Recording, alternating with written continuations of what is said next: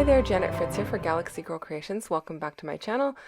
We are doing Mixed Media Mayhem today, where we're using paste, splatter, and specialty paper. I'm also playing along with Follow a Sketch February with Sandy over at State Goddess. This is our sketch today by rochellespears.blogspot.com. And I am going to be using 3 photos, although not in that size. And then I am also using some products from Some Assemblage Required. I'm going to use the Just Here for the Candy portion of this set, and I am going to use some of the bits and pieces that are the wood veneer down below on that set. I will put links to those in my description box down below in case you're interested in purchasing any of those. I'm also going to use one of the circle stencils from Sandy's shop, Scrapping Reflections.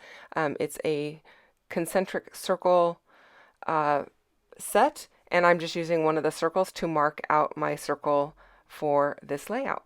Also going to do a little bit of mixed media on this piece of paper. This is the major portion of my mixed media here.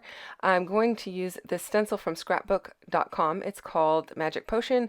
I am using some silver paper glaze in Artemisia Silver, and I thought I would end up using some of that Stickles glitter gel in dark matter, and I don't end up using it. I kind of felt like the openings for the little hats and potion bottles were a little bit too small for the chunky glitter that was in that, so I'm not going to go ahead and use that. I am using a whiteboard pen. This one happens to be from Leah France, if you're familiar with Leah France templates for doing the template style scrapbooking. And I am just marking off on a piece of acetate from Hambly, if you are familiar with Hambly from back in the day. So this is my specialty paper. I've had it in my stash for a very, very long time because Hambly has not been around for a very, very long time. But I am just trying to cut my circle out of it. I kind of wish my circle was a little bit thicker, but by the time I cut it and realized that, the deed was done. So I also kind of had to piece my circle together because I don't have a lot of this Hambly acetate. I do like the grain on it is in a silver color, so I really liked that because it goes with the silver on the piece that I stenciled. So that's what I was going for. Didn't care too much to use the owl. But I really like the way that this ends up looking. I am also using some really old paper from Basic Gray, and it is the Erie paper. I don't have anything from that collection other than the paper, and I don't even have all of the paper. So I'm using that to document some Halloween photos of the kids I take care of with their parents, and I am actually going to be documenting these photos multiple times because they are family photos with all of them in it pretty much, and so I want one for each of their albums. I don't do that for every layout.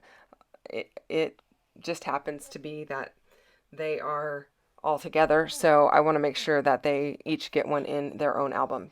So you might see that later on in the month. In fact, if you tune into my channel all the time, you will see it later in the month. I am using my Distress tool from Some Assemblage Required to rough up the edges of my papers. I love this tool.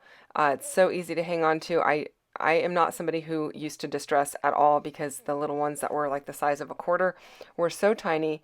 And then the little opening for the blade was so tiny, I would always end up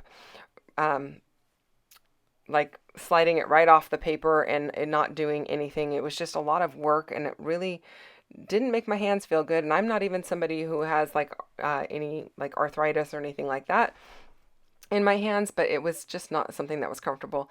So using this tool from MK's shop is amazing, and I love it. Really easy to hang on to. So I've roughed up those edges. I am bridging the gap there, or the bridging behind the photos with my stenciled paper because I only did a little bit of it. Why waste the product when I didn't need to? And then I am going to use a little bit of Rusty Hinge oxide ink sprayed with a little bit of water, and then I just splattered it over the top of my piece here, my piece of mixed media, and then I also splattered some black soot over the top as well, just to give it a good variation of colors. And I'm picking up all of the colors that are in the papers that I'm using, but creating my own kind of background here. And I really like the way that it ends up looking. And then as you can see, my circle is not a complete circle, but it's going to look like it's a complete circle by the time I get all of my photos down, which is great because, like I said, I didn't have enough of that paper otherwise. So I'm just kind of using a little bit of liquid glue to kind of get everything in place so I can move the whole thing around as one unit. It makes it a lot easier for me while I'm trying to figure out exactly what I want to do. I was trying to figure out if I wanted that to look like the acetate was on top of the papers or behind the papers. So I'm kind of just auditioning that to figure that out. I do want to add a little bit more orange to this because there is some orange in this layout or in these photos, and a bit of green as well. And the this paper that I'm distressing right now has both colors in it. So I'm going to take a little bit of that and I'm going to tuck that in on the left hand side of the papers. And then I'm going to reserve a little bit of it to use in that bottom right hand corner. As you can see in the sketch there's some pattern paper there. I'm not going to do mine exactly like it is in the sketch, but it will be similar.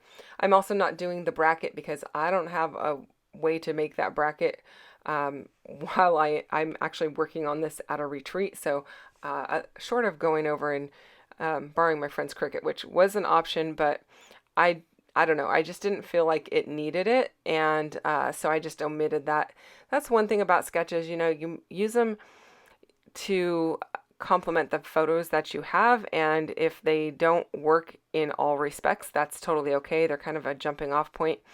I really like my layouts to look like my own layouts, so sometimes I just take one or two elements from a sketch. I don't always use the whole thing at all, and I think that's totally okay.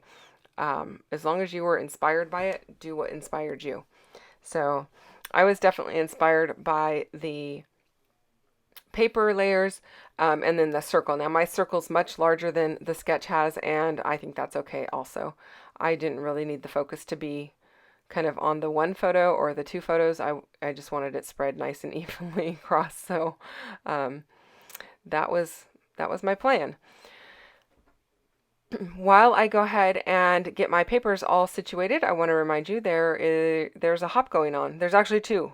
So Mixed Media Mayhem is everybody who's playing along should be using some sort of specialty paper and some sort of, I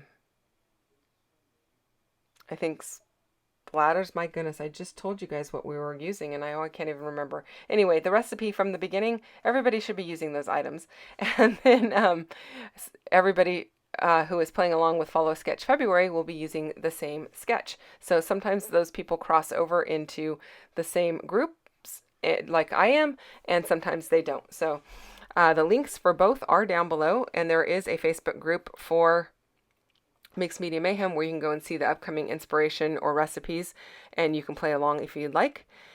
And then you can also go and check out all the posts that people have over there. I am going to end up using just the candy corn. I decided to save that pumpkin for one of the other layouts, the big pumpkin with all of the candy in it.